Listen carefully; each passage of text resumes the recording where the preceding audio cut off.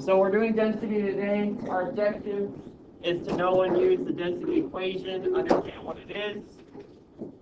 So we're going to start with the definition for density, which is on the board there. The amount of mass per given unit of volume. Okay, so that means density deals with two things. It deals with the mass of an object, and it deals with the volume of an object. Density of an object is a physical property, and so we can determine other physical properties based off of their densities. And one thing that we might know from past experience is the density of an object is what determines if it will float or sink in a liquid. If an object is less dense than the liquid, then it will float, and if it's more dense than the liquid, then it will sink. Does anyone have any questions about density and its definition? Yes, Riker? We're going to get to that here in a little bit. Okay. So if there's no other questions about like the concept of density, then we're going to talk a little bit about how we find the density of an object. So to talk about that, I want to first talk about using equations with variables. Because when we calculate the density of an object, that's what we're doing, is we're using the equation with a variable. So have you guys ever seen one of these types of problems? Are you guys doing them in your math class at all? Yes, and I am. Not yet? Okay. So we're going to be a little bit ahead then, okay?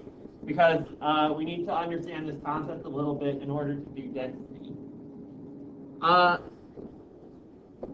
let's say we had x is equal to 5 and y is equal to 2. Would you be able to solve this equation? Yeah. So I'll show you how you can. So x and y are placeholders for whatever x equals and whatever y equals. Okay, and so if we know what the x value is and we know what the y value is, then all we have to do is plug in 5 anytime we see an x and 2 anytime we see a y. And so we can rewrite this to be 5 divided by 2, because we're plugging in x equals 5, so we're plugging 5 in for x. Y equals 2, so we're plugging in 2 for y. Where are you on that? And then we're going to solve that. 5 divided by 2 gives us 2.5. Okay, we're gonna do some more. Okay, so you may not understand yet. We're gonna do some more. We're gonna practice. Then I'm gonna show you how it relates to density after that. Okay, so let's get rid of this. So now let's say we had x is equal to 10 and y is equal to 5. Okay, this equation becomes completely different because we decided that these variables equal something else. If you remember, we talked about variables at the beginning of the year in the Nature of Science unit. Variables are something that can change in an experiment. Okay, that is the same for variables in math. Variables can change what number they are. It just depends on what they're representing. Okay, and so if we decide that x is equal to 10 and y is equal to 5, then to solve the equation x divided by y, then we just plug in what they equal. So every time we see an x, we put a 10 in for it. Every time we see a y, we put a 5 in for it.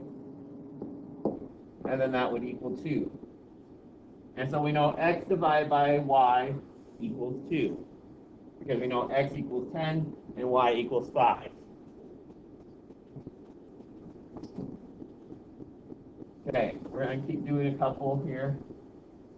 So now let's say we don't have to have x and y, I just chose those as variables.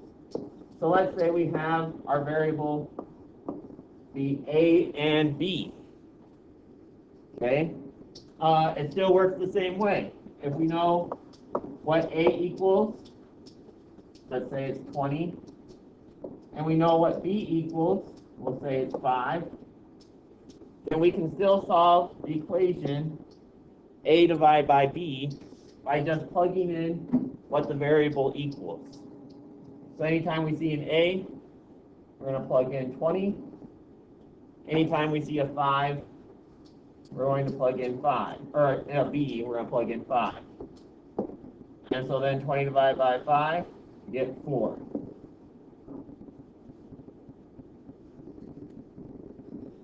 Okay, so variables just represent some number. We could also, if we wanted to, just change it to more letters. We could say m divided by b, or mass divided by volume. And that would still be whatever those equal. We could just plug it in, and we could find out what the answer to that equation is. So if we said m was equal to, let's say, 50, and b was equal to 10, then anytime we saw an m, we plug in 50. Anytime we saw a b, we plug in 10. And so then we could divide that out. That equals 5. And so we know that mass divided by volume, in this case, would be equal to 5. Okay. So now, why is that important for density? So the equation, the definition of density is the amount of mass per given unit of volume. The way that equation looks like is mass divided by volume equals density. So this is the density equation, and this is why we're talking about variables. Because this is just a variable that has a number you can plug in, and this is just a variable that has a number you can plug in, and it equals the density, which is just another variable. Okay? So this equation is full of variables. That's why we do math in science, because a lot of things that we discover in science have to do with math. And then when we do these things, we typically represent mass by an m, and we represent volume by a v. So this is the equation that you want to make sure that you remember, is that density is equal to mass divided by volume. My little trick for remembering it is density is equal to a broken heart. If you look at that, equation, kind of looks like a heart with a line through it. Density is equal to a broken heart, mass divided by volume. Okay? You don't have to use that, but that's what I like to use. I should have been doing it over here, but I'm gonna